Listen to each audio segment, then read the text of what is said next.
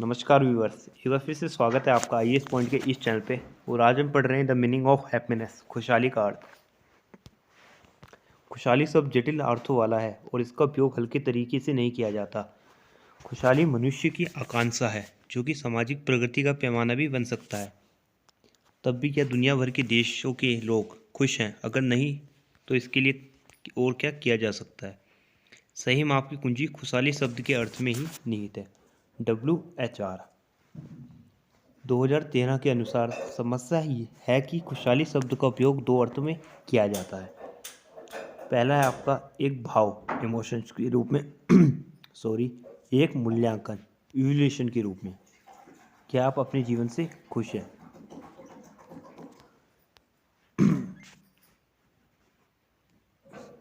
यदि विभिन्न व्यक्तियों से इन दो अलग प्रश्नों के बारे में पूछा जाए तो उत्तरों से खुशहाली के पैमाने का पता लगाना मुश्किल होगा। सामाजिक प्रगति का पता लगाने के लिए व्यक्तियों की खुशहाली संबंधी उत्तरों से भाव में अस्थायी परिवर्तन से कुछ अधिक जानकारी मिल सकेगी। अथवा निधन व्यक्ति जो खुशहाली की अभिव्यक्ति की भावनाओं के रूप में करता है, समाज की निर्धनता से लड़ने के संकल्प अथवा इच्छा शक्ति को ही जाने अनजाने समाप्त कर सकता है। विश्व खुशहाली प्रतिवेदन WHR वर्ल्ड हैप्पीनेस रिपोर्ट 2015 व्यक्तिगत कुशलता, सब्जेक्टिव वेलबींग, जीवन मूल्यांकन, जीवन संतुष्टि तथा समग्र रूप में जीवन से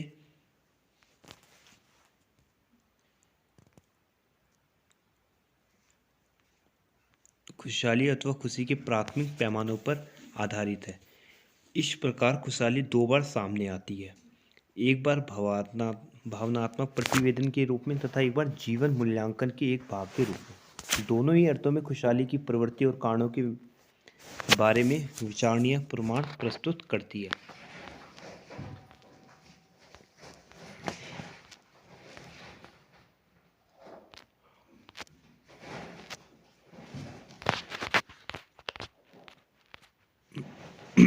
तो यहाँ पे हैप्पीनेस की बात की गई है कि हैप्पीनेस जो एक नया पैमाना था किसी भी देश की विकास को मापने का। तो UNDP द्वारा इसकी एक रिपोर्ट निकाली जाती है जिसे कहते हैं WHR वर्ल्ड हैप्पीनेस रिपोर्ट। इसे हम आगे देखेंगे इसे कैसे मापा जाता है। इसे की 6 क्राइटेरिया होते हैं जिनके आधार पर यह तय होती है। अगर आप 2021 की वर्ल्ड हैप्पीनेस रिपोर्ट के बारे में देखें, इसे ज़रूर पढ़ लीजिएगा, ये आपका करंट अफेयर में से आ सकता है। तो इंडिया का जो था वो 139 रैंक था 149 में से। अगर अपने पड़ोसी देश पाकिस्तान की बात की जाए तो ये हमसे आगे था, इसकी जो रैंकिंग थी वो 105 थी। फर्स्ट की बात की जाए कि इस रैंकिंग में फर्स्ट पे कौन था, तो वो आपका नॉर्वे था। नॉर्वे आपका नंबर 1 में था इस लिस्ट में। आगे देखते हैं हम ट्रेंड्स इन हैप्पीनेस, खुशहाली की क्या क्या प्रवृत्तियाँ हो सकती है। यह रिपोर्ट दुनिया भर में प्रसन्नता के स्तर, व्याख्याएं, परिवर्तन तथा समान संबंधी आंकड़े प्रस्तुत करती है। दुनिया पिछले 5 वर्षों में तुलनात्मक रूप से थोड़ी और खुशहाल तथा उदार हुई है। यह स्थिति 2007-8 के वित्तीय संकट के बाद बनी है, जिसके बाद खुशहाली के स्तर पर प्रतिकूल प्रभाव हुए हैं। उप सहारा क्षेत्रों में बेहतर जीवन के लिए प्रदान किए जा रहे सहयोग में सुधार, साथ ही वृहत्तर यूरोप में सामाजिक बनावट की गुणवत्ता पर केंद्रित लगातार चल रही कोशिशों से दुनिया भर के विभिन्न इलाकों में कुशलता अथवा सुखानुभूति के समान वितरण की दिशा में प्रगति हुई है। इस व्यापक परिदृश्य के अंदर परस्पर एक दूसरे को काटती महाद्वीपीय धाराएं भी महत्वपूर्ण रही है। तो आपका इसमें खुशहाली की प्रवृत्तियों के बारे में बताया गया कि दुनिया पिछले 5 वर्षों में तुलनात्मक रूप से थोड़ी और खुशहाल तथा उदार हुई है।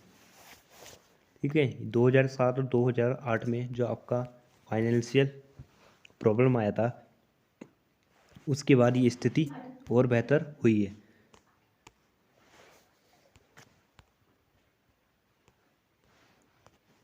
ये आपका HDR लिंकेज है।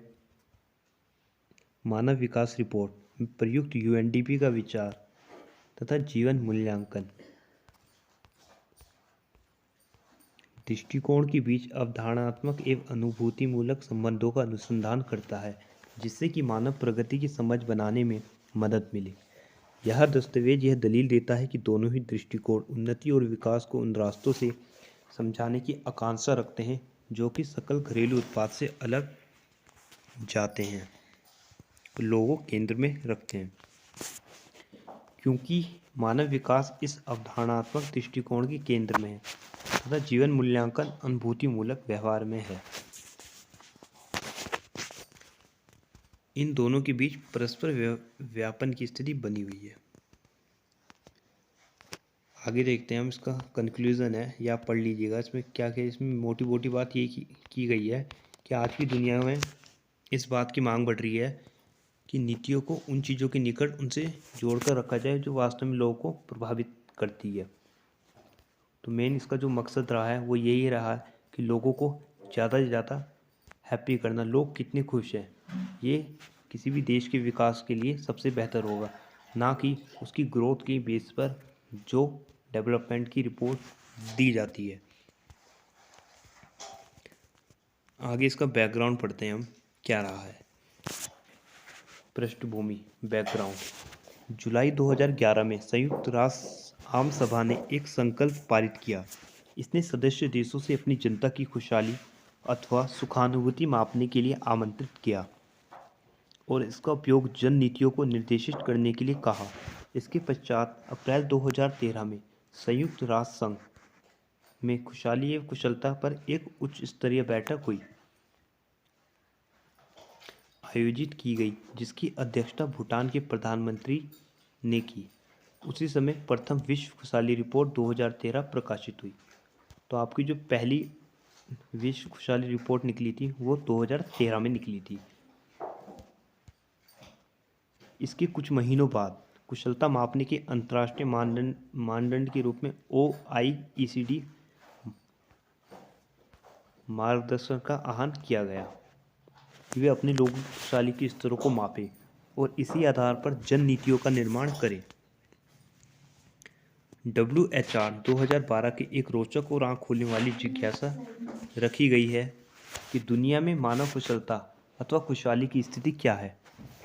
आने वाले समय में नीति निर्माताओं के बीच जो बदलाव अपेक्षित हैं उसे समझने के लिए प्रथम WHR से कुछ विचारों को उठा लेना श्रेयस्कर होगा।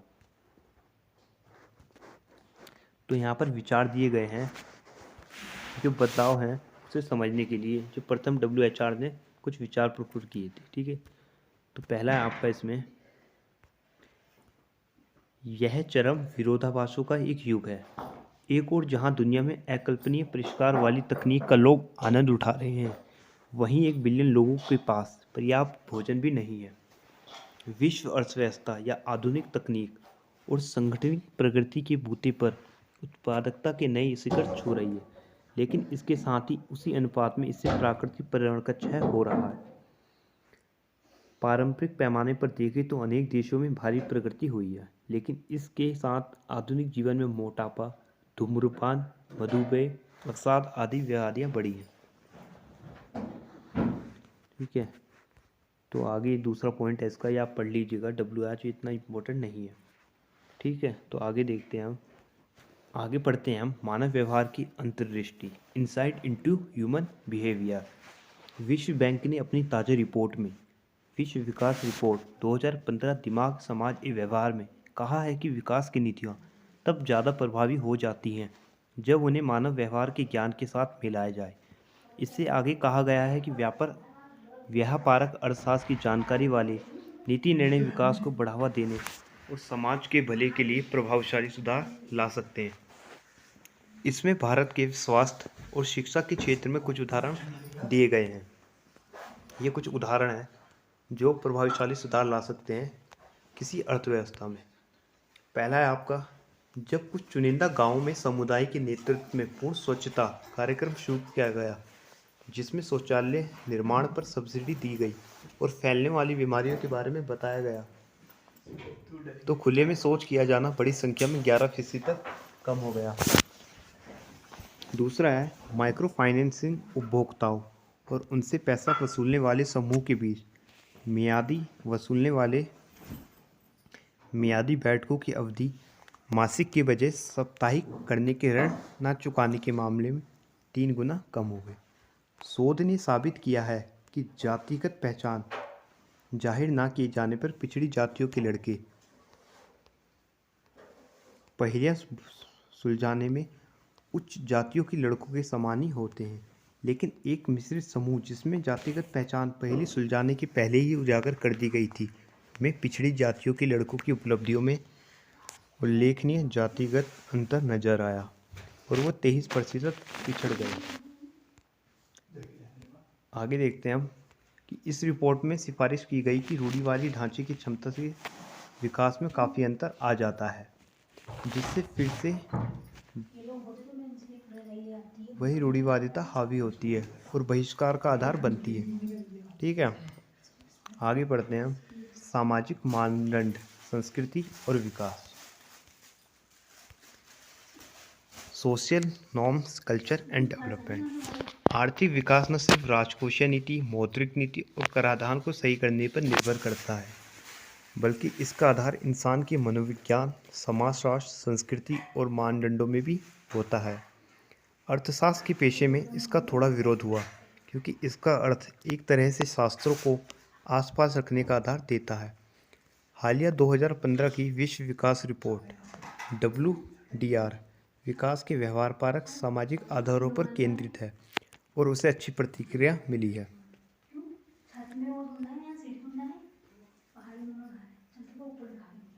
बाकी यहाँ पे थ्योरी है आपकी। ठीक है, तो व्यूअर्स आज के लिए इतना ही काफ़ी है।